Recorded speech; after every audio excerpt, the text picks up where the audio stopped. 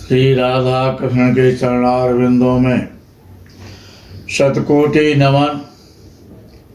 मित्रों को, जिज्ञासुओं को, धर्म प्रेमियों को, ज्योतिष विज्ञान प्रेमियों को हर हर महादेव, बम बम भोले, नमः शिवाय।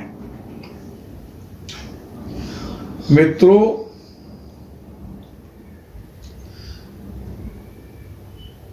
कलयुग का, इस युग का जो राजा है,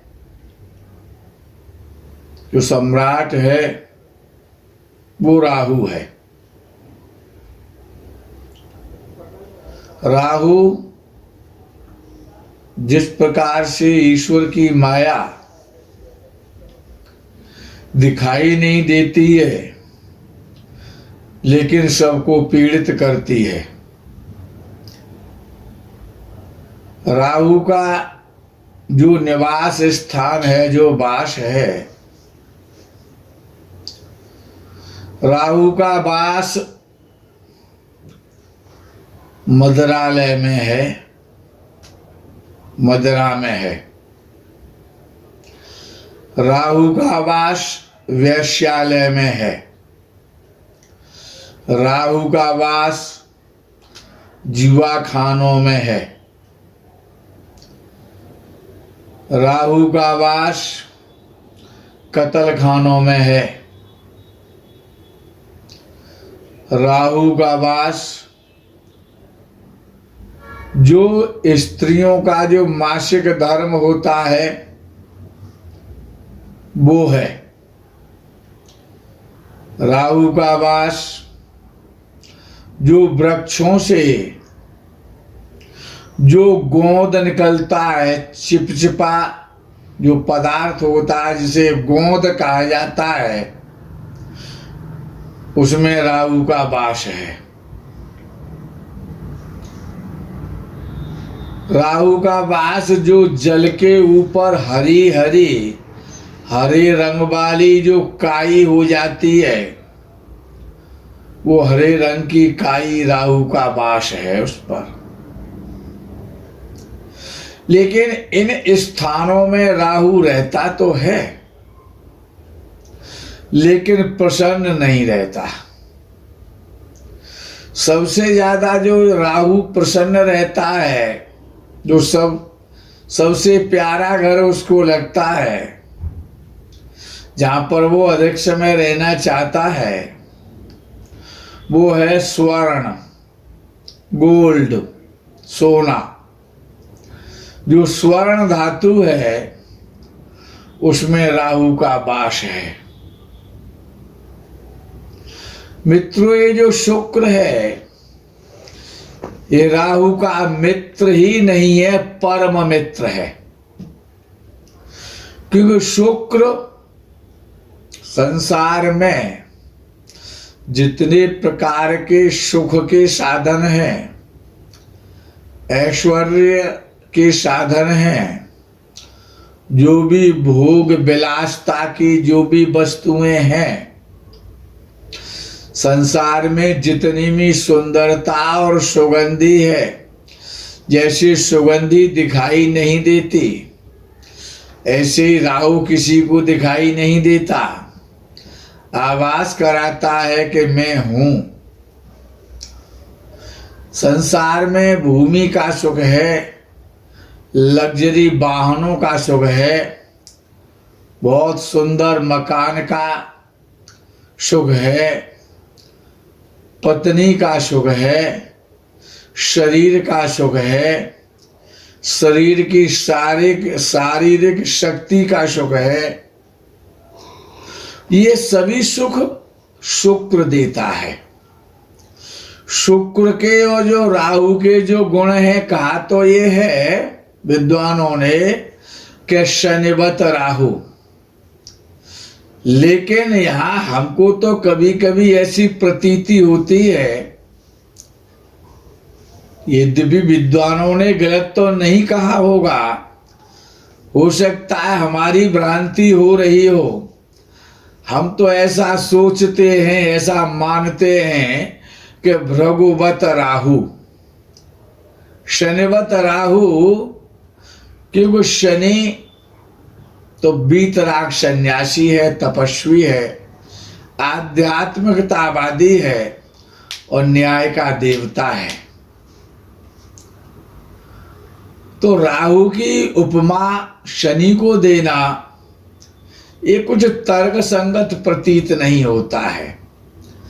विद्वानों को ऐसा कहना चाहिए था, जैसा कि आज तक जीवन में अनुभव में आया है, सुनने में और देखने में भी आता है कि राहु के जितने गुण हैं उनमें से अधिकांशतः गुण शुक्र में पाए जाते हैं। और शुक्र कब अच्छा फल देता है कि लग्न भाव में शुक्र बैठा हो तो जातक सुंदर होता है, शरीर से सुंदर होता है, सुखी होता है, दीर्घायु होता है, अट्रैक्टिव होता है, प्रसिद्धि मिलती है, उसको सम्मान मिलता है, सम्मानित होता है और स्वयं भी शिष्टाचारवान होता है, मधुर भाषी होता है, लेकिन कामी होता है। जिन जातकों का शुक्र लगन में बैठा होता है, ऐसे जातक प्राय ऐसा देखा जाता है कि कुछ जातकों को छोड़ करके ऐसे जातक उच्च पद पर बैठते हैं, उच्च सिंहासन उनको प्राप्त होता है, समाज में उच्च पद मिलता है, उच्च स्तरीय लोगों से, बड़े लोगों से उनके संबंध बन जाते हैं। लेकिन प्राय ऐसा भी देखने में आता है कि ऐसे जातक अपने जन्म स्थान से दूर रहते हैं या जन्म स्थान से दूर रहने का विचार करते रहते हैं। ऐसे जातक बड़े सुंदर होते हैं, रूपवान होते हैं, विलासी होते हैं और सौंदर्य और श्रृंगार करने के शौकीन होते हैं। सुंदरता का दिखावा करने में और स्वयं को सुंदर रखने में बड़ा उनकी रुचि रहती है। फैशन में रुचि रखने वाले होते हैं। नीचे से ऊपर तक के जो वस्त्र होते हैं वो भी फैशनेबल होते हैं, ब्रांडेड होते हैं और शरीर को भी फैशनेबल रखना चाहते हैं। उनका गायन विद्या में, वादन विद्या में, चित्रकला में, संगीत में, गीत सुनने में बड़ा मन लगता है, उनको शौक भी होता है। गीत संगीत के शौक रखने वाले होते हैं, चित्रकला के शौकीन होते हैं। और स्त्रियों को कैसे वश में किया जाएगा, ये कला उनसे आती है। जिनका शुक्र लगन स्थान में होता है, प्रथम भाव में होता है, लगन में उपस्थित होता है जन्म कुंडली में, तो उनमें ये कला बड़ी प्रचुर मात्रा में मिलती है कि स्त्री को कैसे पटाया जाता है, उनसे कोई शिक्षा ले सकता है। ऐसे जातक भली प्रकार से जब तक 16 श्रृंगार नहीं कर लेते हैं, 10 बार शीशा नहीं देख लेते हैं, क्रीम पाउडर का इस्तेमाल नहीं करते, तब तक घर से बाहर नहीं निकलते हैं। 4 बार शीशा देखेंगे, अपनी शर्ट को ठीक करेंगे, फिर जूतों की तरफ देखेंगे। बड़े श्रृंगार के प्रिय होते हैं, श्रृंगार साधना में लगे रहते हैं। अच्छा, कुछ विद्वानों ने तो यहाँ तक कहा है कि ऐसे जातक जब प्रेम करते हैं तो लव इज ब्लाइंड हो जाते हैं, प्रेम में अंधे हो जाते हैं और उसमें धर्म को भी भूल जाते हैं। किसी भी धर्म वाले के साथ, किसी भी वर्ण वाले के साथ में वो अपना प्रेम कर लेते हैं। ऐसे जातकों को सरकार की तरफ से झंझट नहीं होते, लेकिन वो सरकार के लिए स्वयं झंझट बन जाते हैं। सरकार तो उनके लिए झंझट नहीं बनती है, लेकिन वो सरकार के लिए झंझट बने रहते हैं। ऐसे जातक सुंदर वस्तुओं को देखना, सुंदर स्त्रियों को देखना, सुंदरता को देखना पसंद करते हैं, सुरुचि संपन्न होते हैं, नीतिवान नहीं होते हैं। उनको जो अच्छा लग रहा है वही अच्छा है, दूसरे को अच्छा क्या लग रहा है इससे उनका कोई विशेष मतलब नहीं होता है, और काम प्रिय होते हैं। कभी कभी ऐसे जातक धर्महीनता का शिकार हो जाते हैं और धर्महीन लोगों के साथ रहने लगते हैं और धर्महीन आचरण भी करते देखे जाते हैं। कभी कभी ऐसा भी होता है कि या तो ऐसे जातक किसी से बहुत घनिष्ठता रखते हैं, बहुत घनिष्ठ संबंध बना लेते हैं, या फिर एकदम उसके विरुद्ध हो जाते हैं। बीच के संबंध ऐसे जातक रखना पसंद नहीं करते जिनका लग्न में शुक्र बैठा हुआ होता है। जातक युवावस्था में बड़े शौकीन मिजाज और इश्कबाज रहते हैं। मेष राशि और सिंह या धनु, मेष लगन हो, सिंह लगन हो या धनु लगन हो, और लगन में शुक्र बैठा हो, तो ऐसे शुक्र के कारण विवाह में विलंब होता है। यानी कि लगन मेष राशि का हो या सिंह राशि का हो या धनु राशि का हो। और इसमें प्रायः मित्रों ये भी देखने में आता है कि मेष राशि का या सिंह राशि का या धनु राशि का लगन हो या ना हो, यदि शुक्र मेष सिंह या धनु राशि में बैठा है तो विवाह विलंब से होता है, देरी से होता है। लेकिन एक चीज बहुत अच्छी है कि विवाह तो देरी से होता है, लेकिन पत्नी बहुत अच्छी मिलती है, साक्षात उर्वशी रंभा मिलती है। ऐसा आचरण, ऐसा व्यवहार और धार्मिक रहने वाली बड़ी गुणी, बड़ी सुशीला और सरल स्त्री ऐसे जातकों को मिलती है। दाम्पत्य जीवन सुखपूर्ण रहता है। धनु राशि का जब किसी भी कुंडली में और कहीं पर भी और किसी भाव में जब शुक्र होता है तो या तो विवाह में विलंब तो कराता ही कराता है। लेकिन कभी कभी ऐसा भी देखा गया है कि 40-45 वर्ष की अवस्था में जाकर के जातक का विवाह होता है। और वृषभ राशि का शुक्र हो, लगन कुंडली में कहीं पर भी हो या लगन में हो, तो पत्नी बहुत उत्तम मिलती है, गुणी मिलती है। लेकिन जातक स्वयं रसिया स्वभाव का होता है। हा? रसिया समझते होंगे, रसिया किसे कहते हैं। और कन्या राशि का शुक्र हो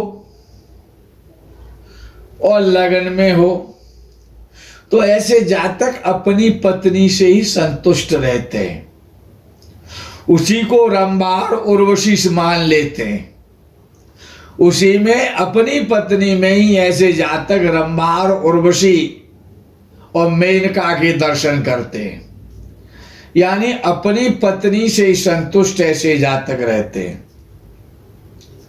और ये जो किसी जातक का शुक्र मकर राशि में हो, लग्न कुंडली में कहीं पर भी हो, तो ऐसा जातक नंबर फर्स्ट का, नंबर 1 का और धोखेबाज होता है, नखरेबाज होता है। धोखेबाज हो या ना हो, लेकिन बड़ा नखरेबाज होता है। और जब उसका विवाह का समय आता है ना, तो बहुत सारी कन्याओं को वो फेल करता रहता है, बहुत सारी लड़कियों को फेल करता है। इसमें ये कमी है, इसमें ये कमी है, इसमें ये कमी है, और वो कमी निकालते निकालते निकालते निकालते और फिर एक दिन ऐसा आ जाता है कि जिसको कोई पसंद नहीं करता उसको वो पसंद कर लेता है।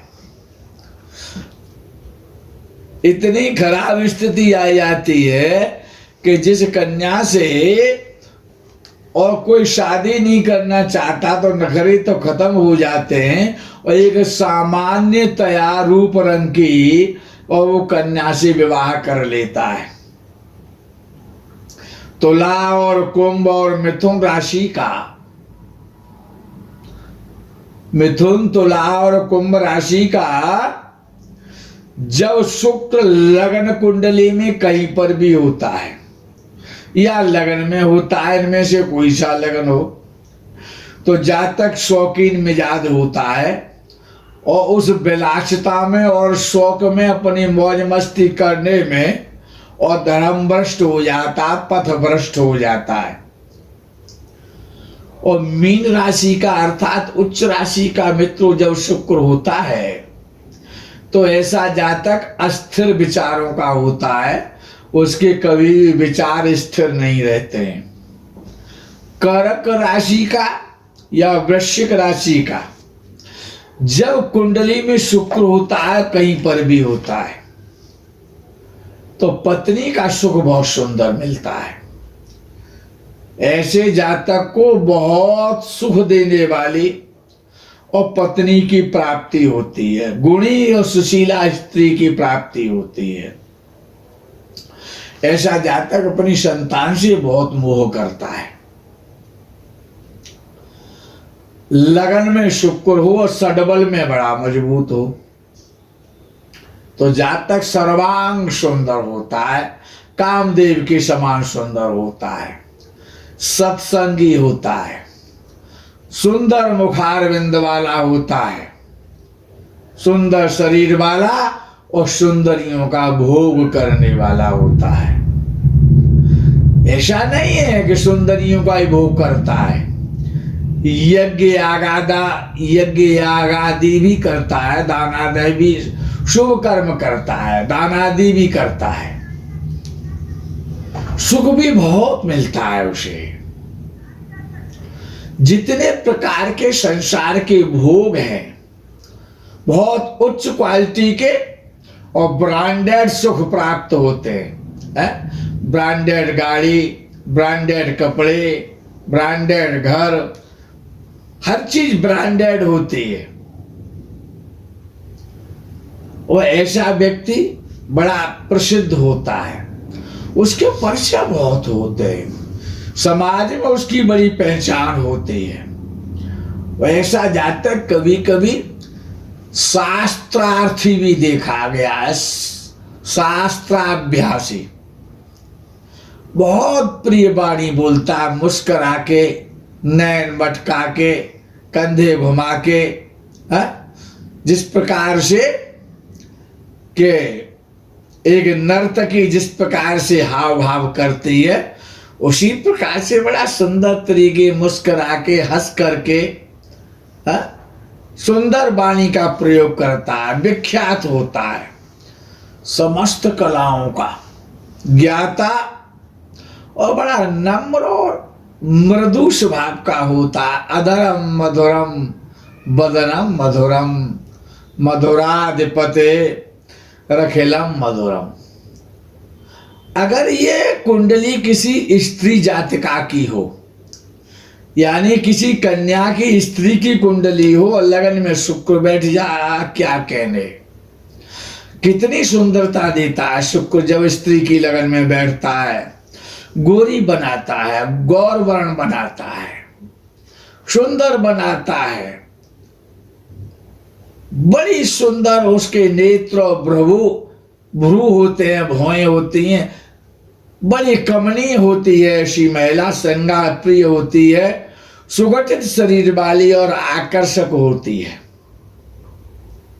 सौभाग्यशाली स्त्री होती है जिसका लगन में शुक्र होता है, सुशीला होती है, बड़ी प्रसन्न रहने वाली, खुश मिजाज रहने वाली होती है और साक्षात लक्ष्मी होती है।